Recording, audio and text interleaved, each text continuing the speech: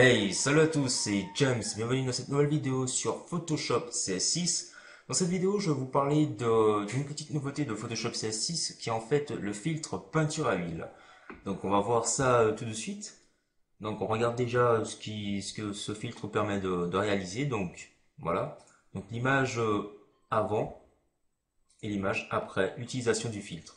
Donc on va voir ce qu'on peut faire avec ceci. Donc je vais supprimer juste l'image, la dupliquer pour qu'on puisse revoir. Donc je vais aller dans filtre ici, ensuite peinture à huile, pardon.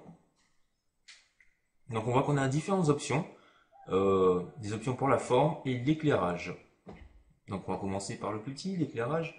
Donc l'éclairage en fait ici on a la brillance, il permet en fait d'accentuer un peu certaines parties, notamment les parties ici et là. Il y a un peu de contraste ici, comme ceci.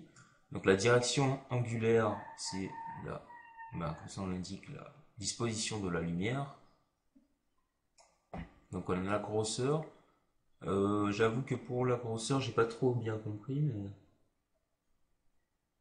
c'est à peu près le- ça joue un peu sur le flou, mais c'est léger. Je suis pas sûr en fait.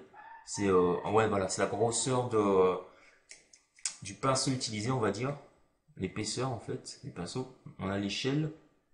L'échelle, là par contre, je ne saurais pas trop quoi dire. J'ai pas encore bien saisi le placement. Je vois pas trop de différence par rapport à l'échelle. La netteté ici, pour se rapprocher un peu plus d'une image réelle ou vraiment donner un effet peinture à huile, vraiment un effet saccadé, enfin saccadé si on peut dire. Voilà, cet effet. Et la stylisation, donc c'est cet effet ici.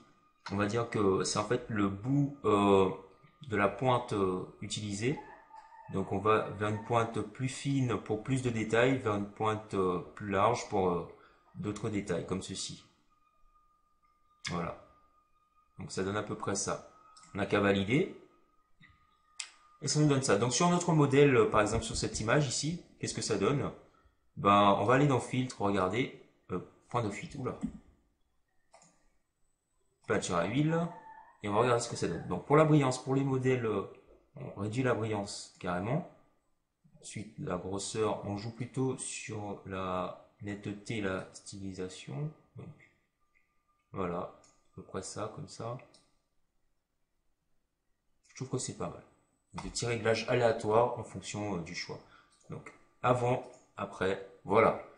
Si vous avez aimé ce petit quick tip tuto, partagez, aimez et peace out.